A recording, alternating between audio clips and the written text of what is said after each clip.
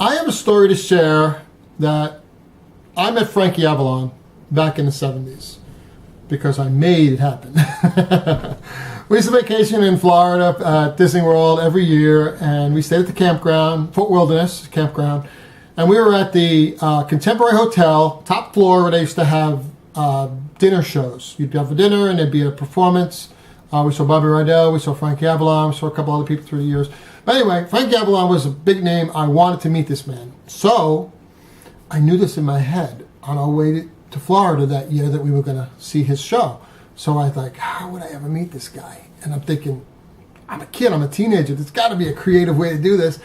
I had no idea. This was premeditated in my mind. I let my mind figure it out. So we're at dinner, and they introduce him. He comes down this aisle. I take note in my head, okay, that's where he came from. That's probably where he's going to go when he leaves. All right.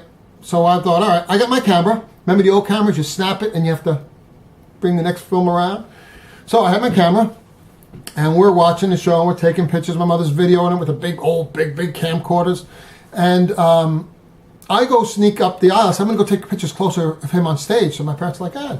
So nobody had security back then. Nobody was worried about stuff like that back then. So I got really close to him on stage, and I could see him. I'm taking all kinds of pictures. And you know when a show is on long enough where you go, I think it's over. It should be ending soon because like, you've had enough of it. It's like, this should be ending. So I'm thinking, he came out of that doorway. He's probably going to go back in that doorway. So what I did, in my infinite wisdom as a kid, I worked my way back down the aisle, just fairly close to that door. So he finished his performance, blah, blah, blah, and there he goes up that exact aisle I thought he would go up. And as soon as I'm sitting down there with the camera, and as soon as he goes by me, I stood up and I followed him right in there. I found out it was the kitchen.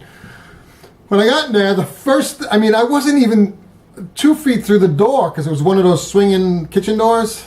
I felt two hands, somebody big behind me, grabbed my shoulders, and I was just stopped in my play. And then Frankie Avalon spun around, looked at me, looked up at the guy because he was bigger than me, and said, "What can I do for you? Oh, what can I do for your son?" is what he said. And I said, "Mr. Avalon, I just wanted to meet you and get your autograph." And he looked up and he said, "Let him go." And he was firm. It was really like, hey, this is pretty cool. I don't remember the conversation. I do remember that my mother's video, there were, because she videoed him leaving, and on the video you could hear women saying, "He followed him in." And you can hear my sisters and my parents, and they're like, "Jim just went in the back with him," which is so funny. But I met him. It was an incredible story to share. I got a lot of really fun stories to share throughout my life.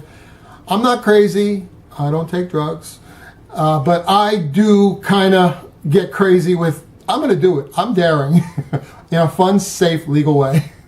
Thank you for watching. Please subscribe. A lot more stories to come.